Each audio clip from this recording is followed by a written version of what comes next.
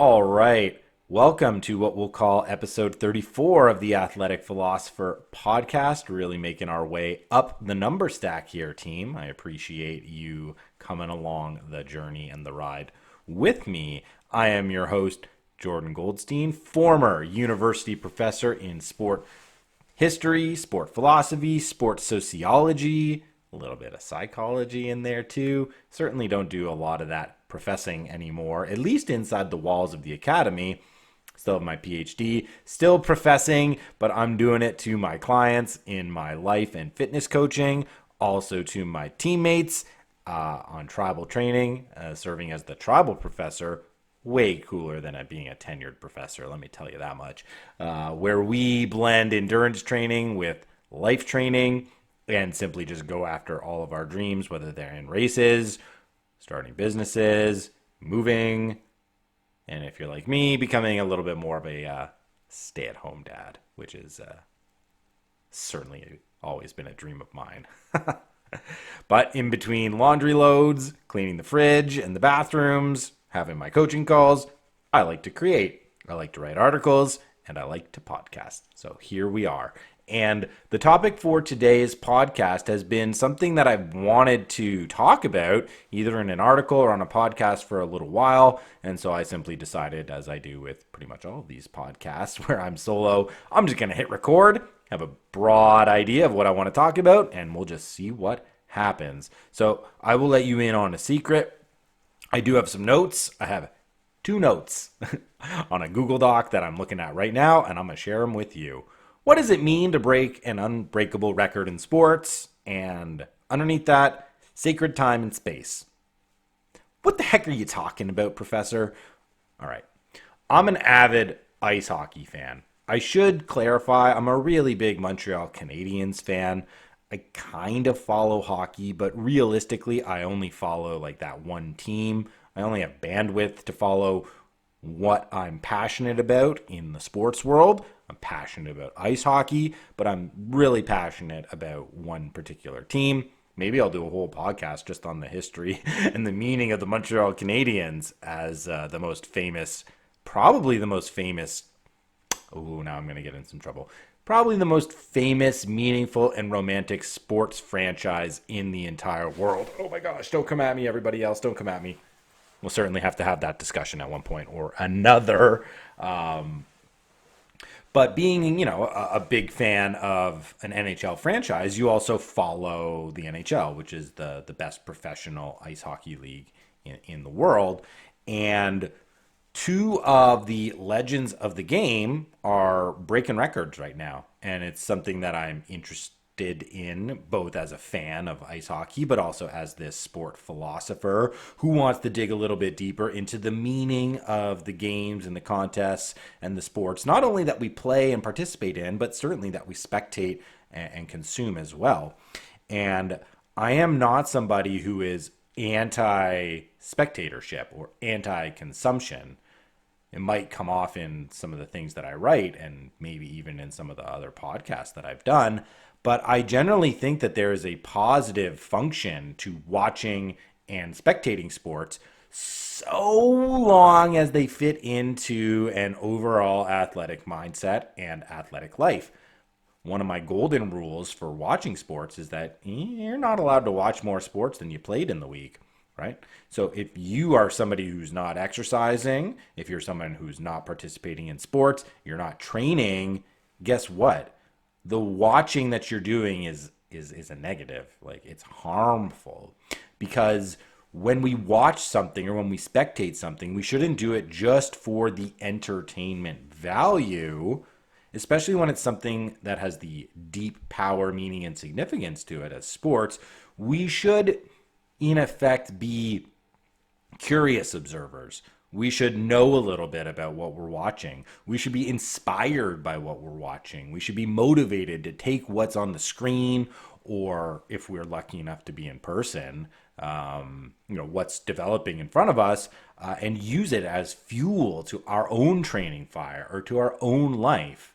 And when we start to view sports just as entertainment, just as something, right, that's there for me to have fun and feel good about. But only if my team wins, or only if my prop bet works out, or only if I can smash 4 beers while watching it, or if I can shove fried food into my face, whatever, right? You can see how just the entertainment of sport can tilt it into the immoral. Oh my gosh, I've already thrown out 2 different podcast topics, and I'm not even on the one I should be talking about. Not even on the one I should be talking about yet. So what's been going on in the NHL? Well, Alexander Ovechkin and Sidney Crosby are going after the records of the great one, Wayne Gretzky. And I guess I'm paying a little bit more attention to this because those are the guys that are right around my age. These are the guys that were drafted when theoretically I could have been drafted if I was a good enough hockey player to be drafted into the NHL, which clearly I'm not and never was and likely never had a chance to be. And so, sports give us this interesting way to gauge time and to gauge our age because, we grow up and there are these larger than life figures, right? The people who we watch on our screens and in person when we're young. And then we sort of come of age, and the people that are close to us in age are now the ones that are entering the league. So, like they're the rookies, and you can sort of follow along and feel with them that progression as, you are making your way into the world and you're like a rookie yourself, maybe at your new job. And then, your career in your prime.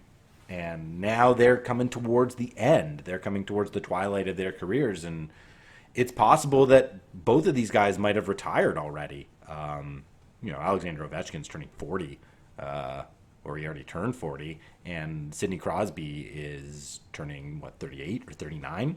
I have a feeling it's like Ovechkin is 1 year older than me, and Crosby is 1 year younger than me, so I'm kind of like right in the middle of them. But Sidney Crosby just set an incredible NHL record for the 20th season in a row where he has averaged more than 1 point per game. And I'm not going to necessarily dive so deep into the discussion of what the hockey stats mean. But suffice to say, he just, for 20 years in a row, the guy has basically been one of the most consistent producers.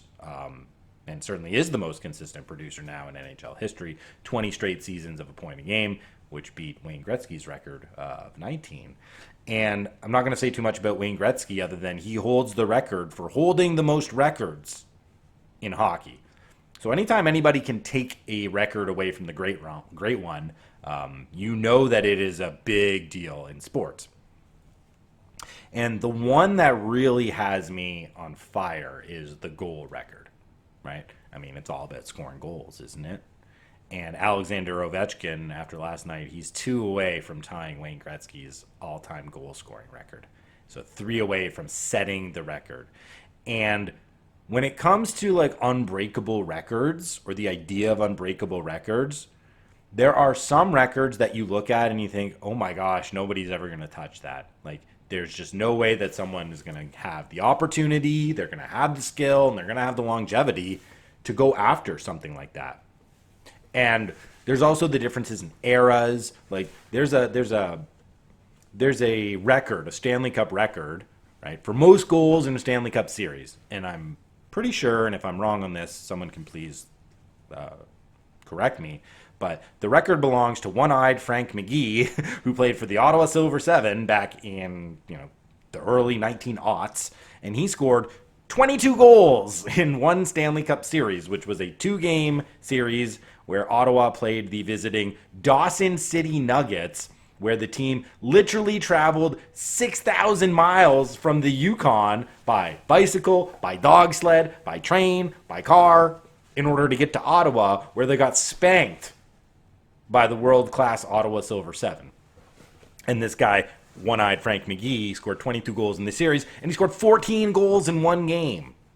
Okay? Nobody is ever going to score 14 goals in one game ever again, let alone in the Stanley Cup final, right? The time era, it's just not going to happen. A good one in baseball would be something like the wins record. And I believe that for pitchers, I believe like it's Cy Young. Either way, it's 511 wins. I'm pretty sure it's Cy Young, but it could be another pitcher. So baseball aficionados, don't roast me too bad if I got the name wrong. But I'm pretty sure it's 511 wins. Like, Ain't no pitcher going to get 511 wins in their career anymore. You barely even have pitchers going 6 innings anymore in baseball with the way that the style of play is going. So anytime like one of these big records falls, it's a moment where we can step back and pause and look at what it means to even like approach a record or to break something that you once thought was unbreakable. So Alexander Ovechkin has 892 goals in the NHL. And he is, again, 2 away from tying the record of 894. To put this into context, Wayne Gretzky, the person who set the record, he played in the highest scoring era, in the past 90 years of NHL hockey.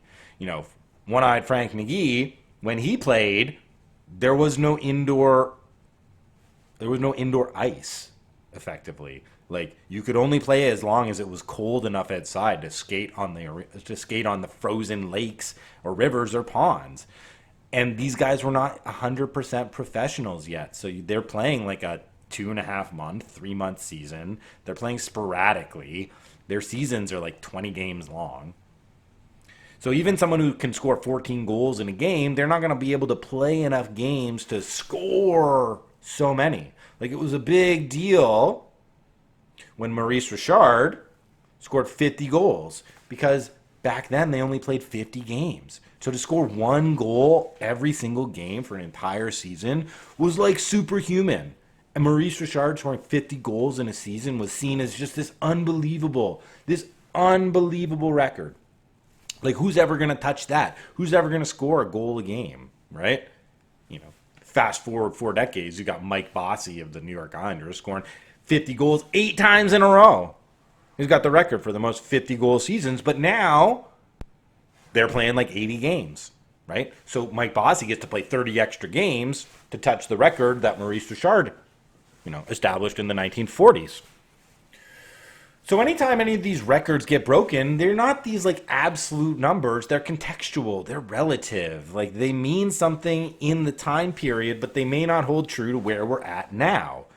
Which is one of the reasons why we just love sports, isn't it? Like, no matter if the record gets broken today or 30 years from now or never gets broken, we always get to argue about, yeah, but if this guy played in that era, what would it look like? Like, we're almost never comparing apples to apples. There's always some sort of apple to orange comparison, even for the participants within the particular sports. So Wayne Gretzky, right? Wayne Gretzky plays during the 1980s, which is the most open style of hockey. I mean, it's kind of a joke sometimes when you go back and you watch the way that the goaltenders used to play. Nowadays, goalies take up the entire net with their gigantic pads. They're also all like 6'6" or something. Like, it's crazy how big these guys are and how mobile they are and just how little of the net they show. In the 1980s, you'd skate down on the wing and these guys are standing up and they're kicking their pads out. And their pads barely cover their legs. And so Wayne Gretzky's scoring all these goals. He's racking up all these assists, scoring, like, getting all these points. But so is everybody else. But still, Gretzky's far and away just crushing everybody. Like, here's some perspective on the records. Wayne Gretzky has the single season point record in the NHL. Okay? 4 times he scored over 200 points. So maybe I should talk about hockey statistics now, since I'm going to dive in deep into them. In hockey, you get a point every time you score a goal or you get an assist. An assist is when you make a pass to the person who scores the goal, and you can have 2 assists for each goal, and they each count as a point. So if I pass the puck to my teammate and my teammate passes the puck to another teammate and that teammate scores, I get what's called a secondary assist. My teammate who made the pass, he gets the primary assist. My teammate who fired it past the other goalie or into the empty net, he gets the goal. All right? And points are just accumulated that way. So, if I get 2 assists and 2 goals in a game, that's a 4-point night, right? And generally speaking, hockey is played on an 82-game season. So when Sidney Crosby, right, has 20 point per game seasons, that means if he played 67 games, he has at least 67 points. 1 assist or goal per game, which is the benchmark of an elite point producer. point producer in the NHL will average, a point per game or more. It's kind of like an elite hitter in baseball, 300 or above. Okay? So, Wayne Gretzky has the record for the most points in a single season. He has 4 seasons of over 200 points. There is not one other player ever in the NHL who has gotten 200 points in a season. So even when he's playing in the highest scoring era, he's still dominating. He's dominating everybody else, okay? Here's another fancy Wayne Gretzky stat. Wayne Gretzky clearly has the most goals, as I've been talking about, but he has the most assists too.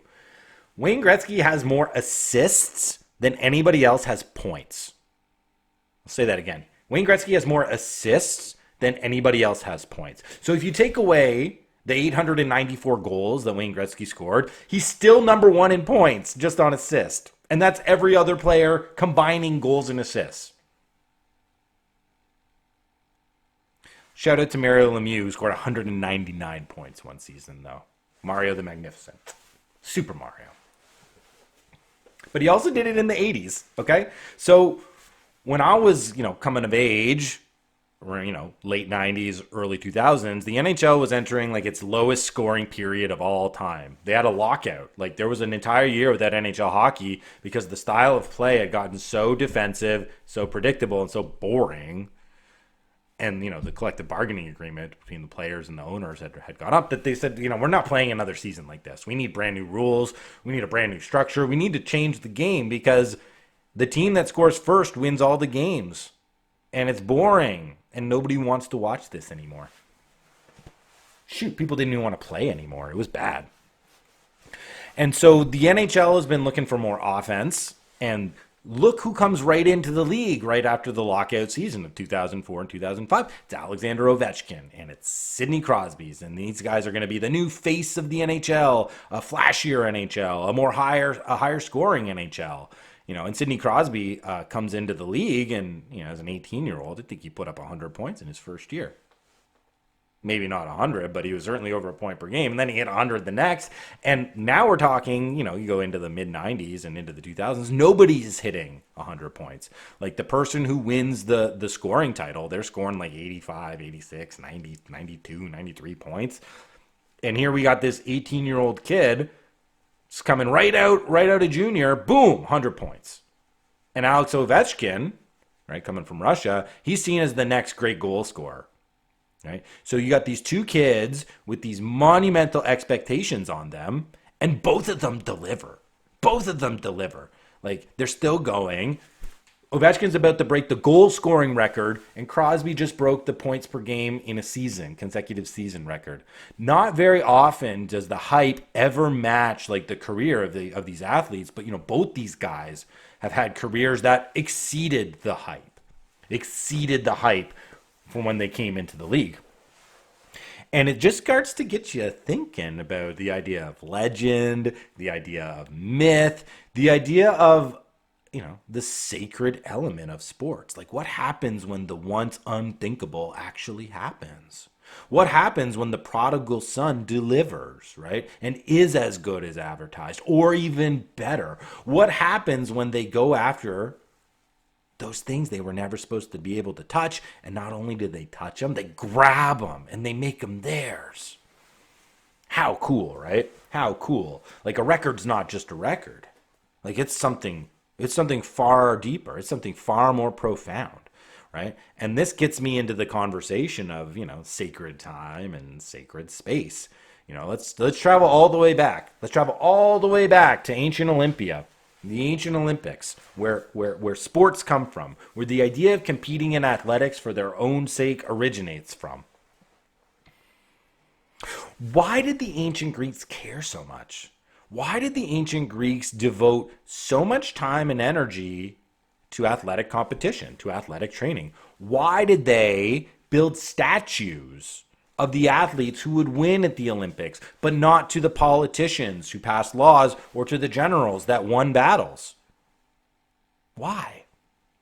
It has to do with this ability to break through limits. It has this ability to make the impossible possible. And how does the impossible become possible in sport? It's not by luck. It's not by sheer, oh, the gods gave me this. No, it's through the diligent, discipline, effort, hard work, talent, skill, creativity, ingenuity of the athlete themselves.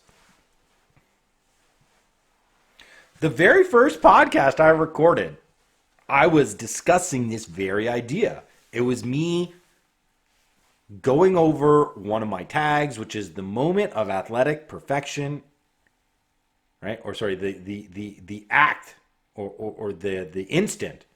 And now I don't even necessarily know the wording, but that doesn't matter. It's like the instant of like the moment of athletic perfection is an act of personal transcendence. There you go.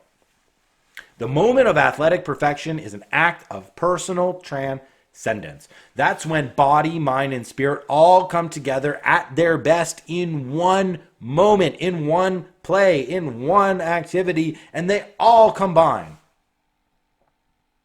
That's Michael Jordan soaring from the foul line in the slam dunk competition, right?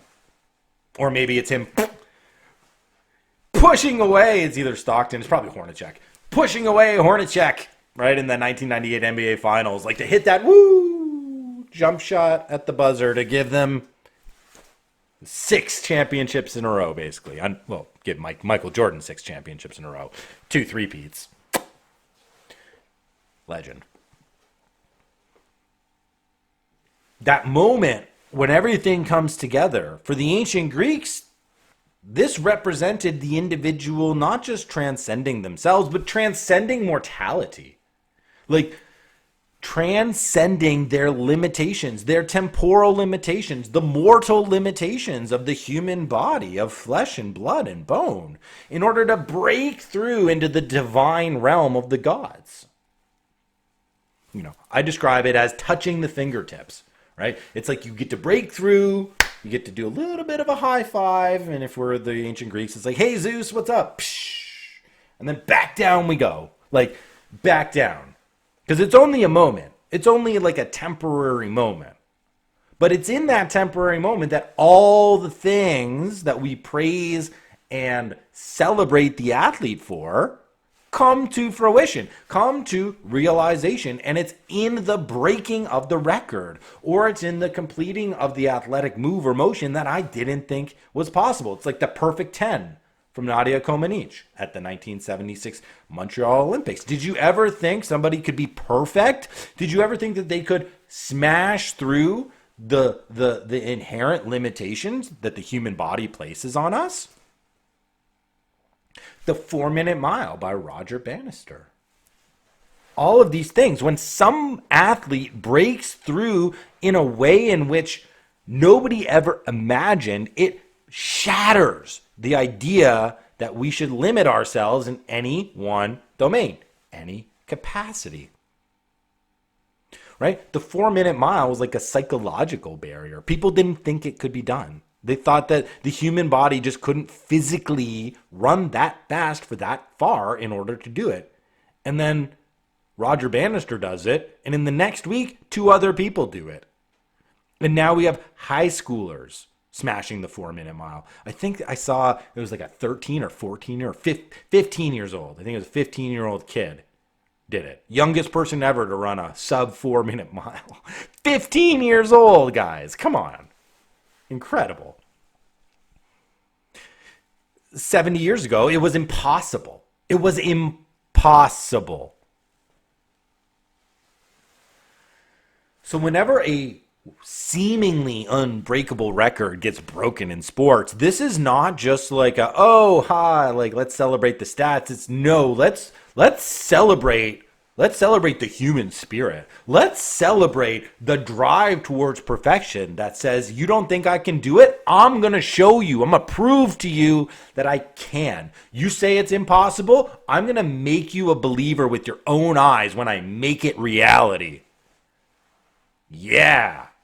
That's the cool thing about athletics, right? Like, athletics sports, these are cultural expressions. I talk a lot about the subjective nature of them, how they're artistic, how we should be passionate about them the same way we are with like music or literature or drama or dance or any of these other artistic creative expressions. And I do believe that. But the objective element of sports gives me the ability to say, no, that guy's the fastest.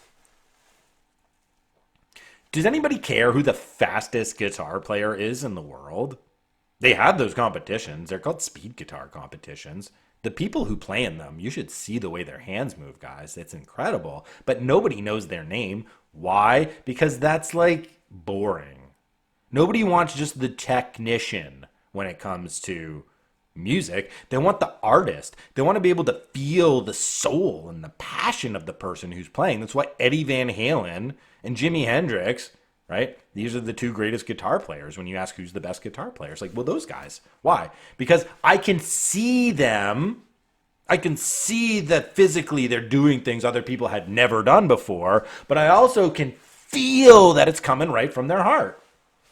And if you think there's a better guitar player than Eddie Van Halen, sorry, guys. And I'm a Jimmy guy. I'm not a Van Halen guy, but that guy is like just incredible. But who's better? It's still subjective. It's still too subjective. Who's the fastest human? Well, we can determine which race we think might be better, but it's like, well, Usain Bolt, he's got the 100-meter record. He's the fastest sprinter. Eliud Kipchoge, he's run the fastest marathon ever. Some dude just ran sub 58 minutes in a half marathon a couple weeks ago, guys. That's insane. What about the 100-mile? What about the 100-mile distance, right? The person who's run a 100-mile race in just over 10 hours. Are you kidding me? Are you kidding me? But at least in each one of those domains, it's not up for debate. Who's got the record? Who's got the record? Who has the most home runs ever? Well, if we take away the steroid issue, right? Who's got the most baskets in basketball, right? Who's got the most touchdown passes in football? These are objective. I can go to the record book and I can look at it. Now, we can argue about the record, and clearly we do. So I'm not suggesting that it's just like no, you break the record and there's no debate. Again, that's why we love sports so much. Because we love to argue about them. But they're perfect places to argue about because they give us this objective sense with this subjective feel. And so when a record goes down in sport, it's a gigantic signal. It's a gigantic signal. And why? Why did the Greeks think that the athlete that broke the record or that won for the record time at the Olympics broke through this plane of mortality? Well, it has to do with this idea of sacred time and sacred space. What happens in the sport world is outside of the ordinary. The rules don't apply. Different rules apply. When I say the rules don't apply, I mean the rules of normal world, normal life, the boring, the mundane. The shot clock is way more important than the wristwatch in basketball, right? How many seconds are left in the period? Do I got to pull my goalie? Matters way more than if it's 8:07 or 8:15 at night. Baseball, well, it has a clock now, but it shouldn't. I never did. Golf's played by holes. Okay? There's an inbounds and out of bounds, clearly in sports. In hockey, there is no out of bounds. You want to try to get off? You just go into the glass and the boards and you get smashed even harder. There is no escape in hockey. In football, I can just walk on the other side of the white line and I'm not going to get hit. There's fair and foul territory. Sports are this sacred space. There's this sacred element to what goes on inside of the lines in any arena. This is why we call the arenas cathedrals or temples. They're holy places. They're places where miracles happen. They're places where the unthinkable becomes real. They're places where we're able to measure the unbelievable. We're able to measure the impossible. Like Alexander Ovechkin breaking Wayne Gretzky's goal scoring record. Nobody ever thought it would happen. I remember just looking at the brutal math of the whole thing, maybe 6 or 7 years ago. I'm thinking, if Alexander Ovechkin plays until he's 40 and he keeps on the average of, what he's basically done in his career, he could beat Wayne Gretzky's record. And people, not going to happen. He's not going to be able to do that. He's going to get injured. One of the amazing things about Alexander Ovechkin is by the time he retires, unless something crazy happens, he's going to be he's going to be the all-time leader in goals and the all-time leader in body checks. That's crazy. That's crazy. The guy, again, he's turning 40. He broke his leg this year, missed 17 games, and then came back and scored like 5 goals in 2 games. The guy's elite athletes are not like the rest of us, guys. They're not like the rest of us. The guy's insane. But all the doubters, right? Oh, well, he's not going to be able to score like this when he's older and he's slower, right? And everybody else is getting faster and younger. He'll probably get too injured. He won't even be able to make it to 40. He'll probably be retired by the time he's 35. And he's not going to play in the NHL. He's going to go to Russia. He's going to go back and get the big payday and not have to play and be a hero and cozy up to Putin and blah, blah, blah. Like, there's here's the reason why it's not going to happen. Here's the reason why it can happen.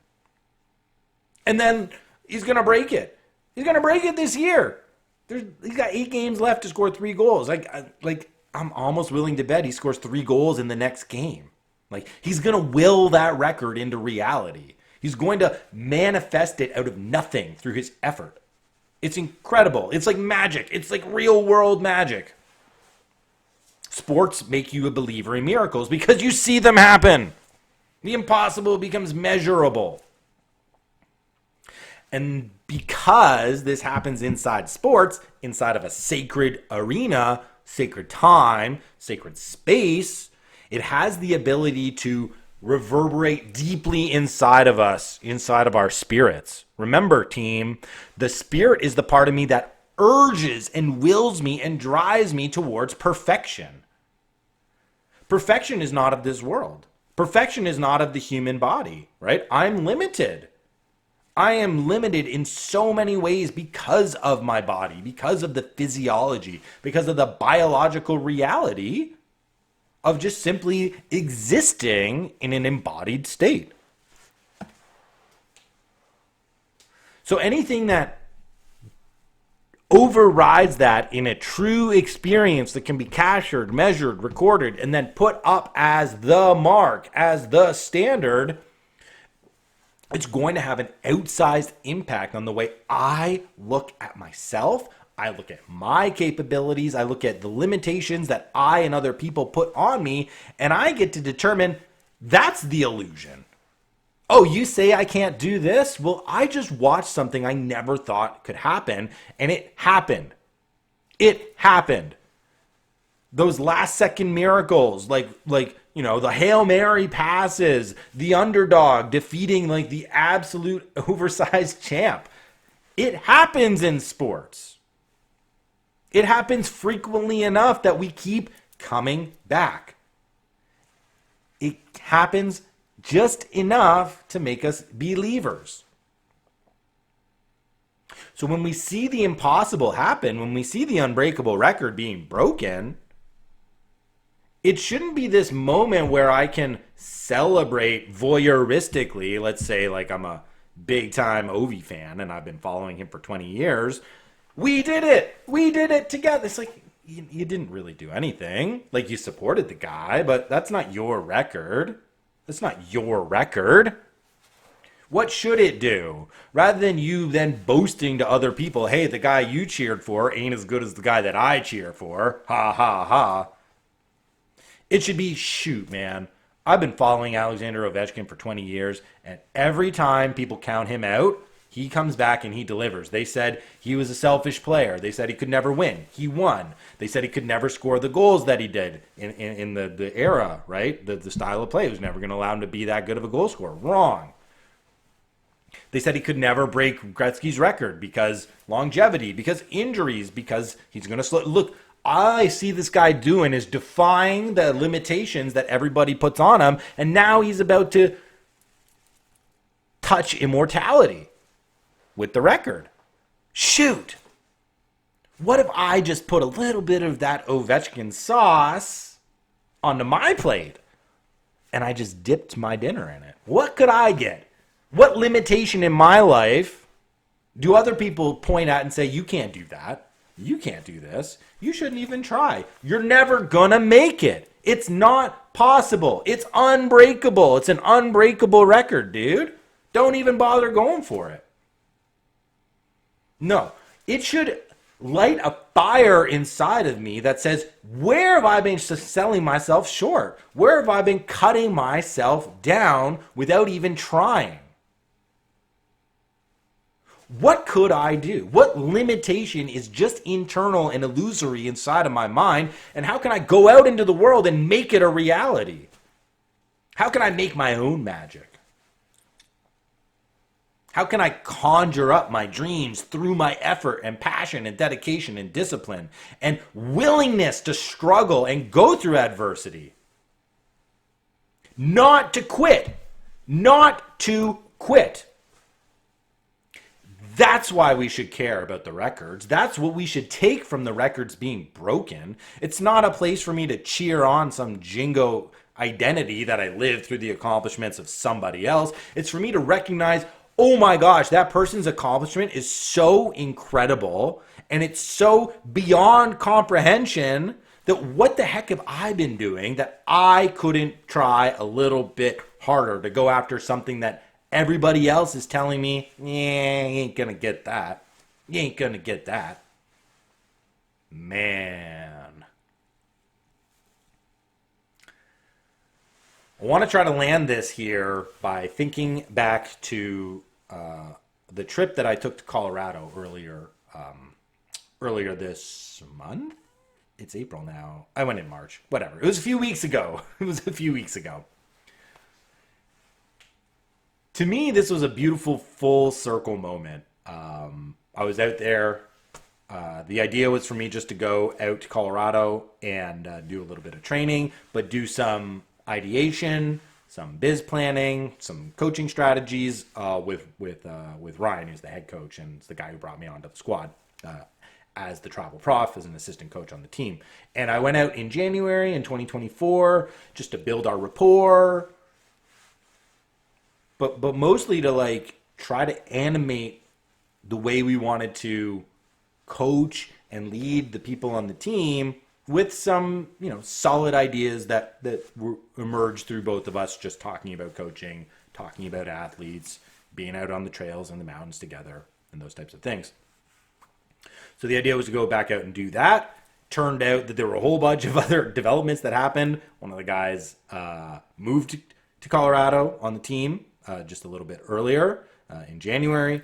Another guy on the team was out there for a month, and he's another one of our assistant coaches. So I sort of timed my visit to go out with him. And then even another member of the team went out for a week. So there were five of us. There were five of us all in Colorado at the same time, which was awesome.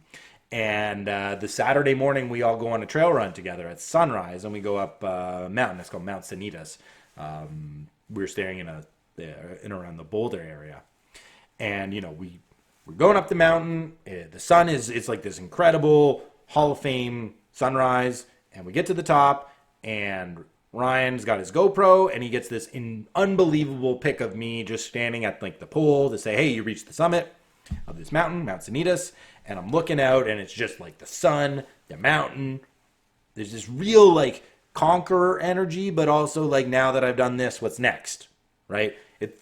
It's kind of an embodiment of one of my favorite quotes that I used to teach in my sports sociology class, which came from alpinist João Garcia, who's this Portuguese mountain climber. He's one of the only, there's like, I think 9 of these guys, or 10. There's less people who have done what he's done than have actually walked on the moon. It's pretty incredible. But he is one of the only people who has climbed the 7 highest mountains in the world.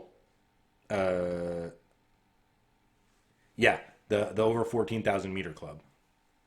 And he's done them all without the aid of Sherpas, local guides, or without supplemental oxygen. So he's not taking oxygen tanks, and he's just simply going up by himself, right?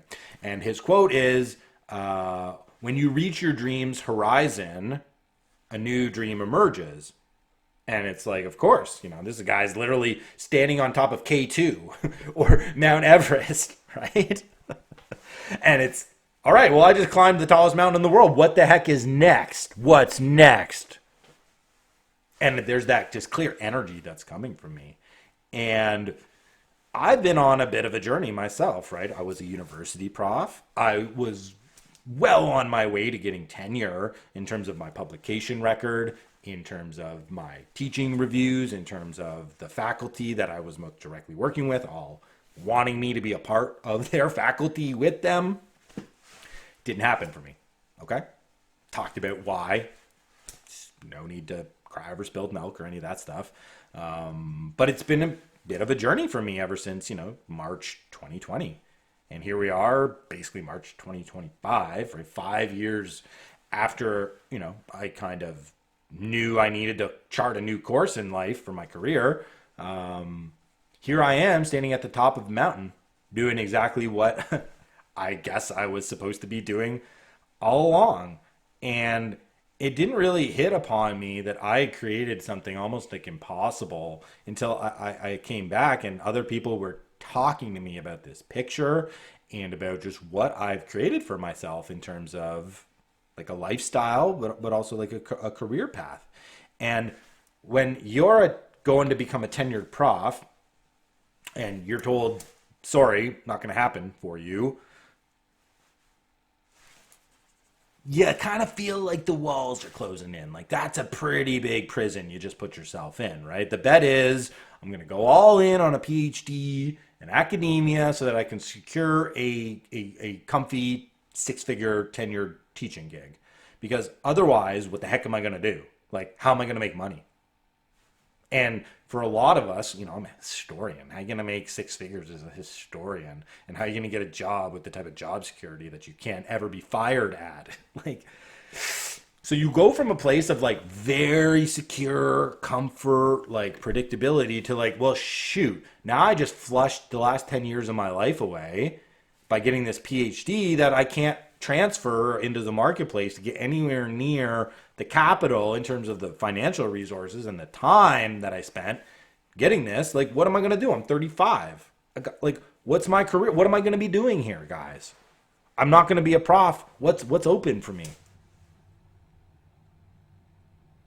5 years of sacrifice, of struggle, of lots of failures, trying to run an online academy, trying to do consulting work, trying to talk to teens, trying to be a fitness coach, like all these different things, like trying to be a writer, trying to be kind of like an academic, all these things.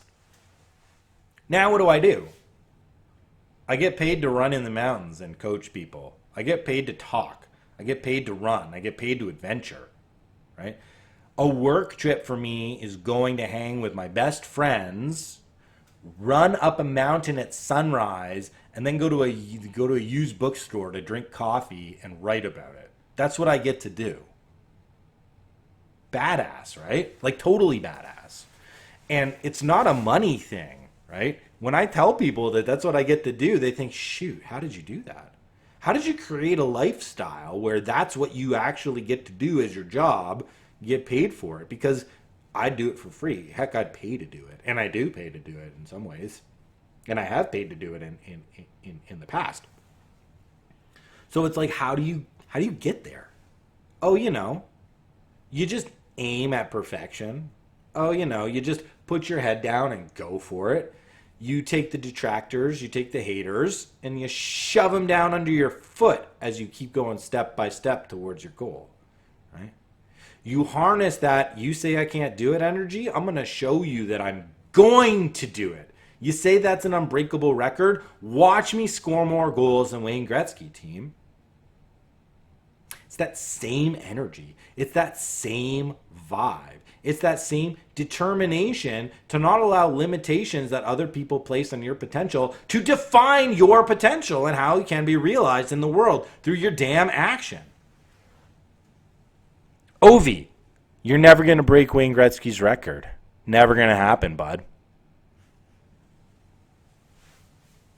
Really?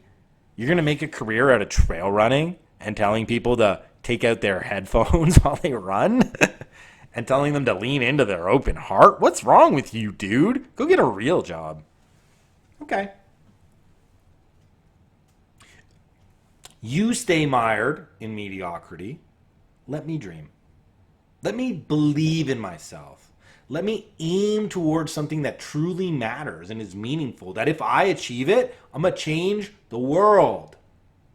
I'm going to make other people believers in themselves like they had never thought before when they recognize that I just smashed through all of the limitations that they think hold them back. A record just ain't a record, team. It's about transcendence. It's about breakthrough.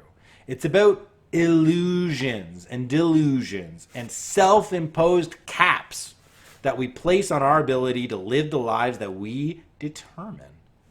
And when the athletes break through objectively by running farther, faster, hitting more home runs, scoring more goals, slam dunking more balls, whatever the sport, whatever the metric, don't care. They're all the same in the way in which they force us to grapple with what we thought was impossible is actually possible. That's why we praise the athlete. That's why we love the record. That's why we want to see a record broke. That's why we want to see something we've never seen before in sports so that it can inspire us to go do something we didn't think was possible for ourselves. This one got a little hot, huh? I don't know if I need to land the plane on this one. I think that's a pretty good job of circling around and exploring the ideas. And I'm just going to shout out Mircea Eliade, who's the scholar who came up with the idea of sacred time and sacred space. One of the best books you could ever read. One of the best books you could ever read. You want to figure out why people act the way that they do in the world? Read that book. You will learn so much about human nature and behavior and attitudes, right? And this idea that we're all religious to our core. Because we are, because the spirit is the one part of ourselves that we can't touch, taste, feel, but is the most real part of us. Because we obviously feel it, we obviously have it, we can obviously touch it, even if I don't have the tools to measure it. Doesn't matter.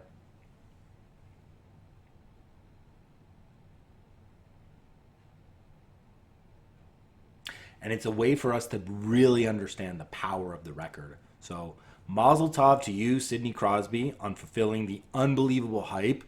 I got to watch you play in junior at the Memorial Cup in 2004 in my hometown of London, Ontario, where your Rimouski team lost to my London Knights. Happens.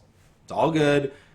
Mazel tov on breaking a Wayne Gretzky record, and one that is worthy of your greatness. The most point per game seasons consecutively in NHL history. 20 in a row. Absolute champion. You deserve it. And Alexander Ovechkin, bro. You haven't done it yet, but when you hit 895, yeah, that's going to be a big deal. I remember when Wayne Gretzky broke the goal scoring record of Gordie Howe back in 1993 or 1994 playing for the LA Kings. I know exactly the play. I know the goal, right? It's that kind of like, I think it was Sandstrom that passed you the puck, and then you put in that kind of like that open net. Yeah.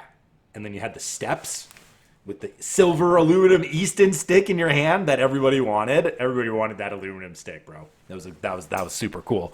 I remember when you broke that record, but there was kind of an inevitability of that one. It was like, oh, that was a once unbreakable record, but you're a phenom and you're going to break all the records. And you have the record for the most records. And now your records are going down. Isn't it beautiful? Isn't it beautiful how sports just keeps pushing performance and belief to higher and higher levels? And man, ain't that the transcendence we're all after? Cool. I will see everybody in the next one. This was a lot of fun. See what happens when you just press record and you let your heart speak? Magic, baby. magic. Peace and love.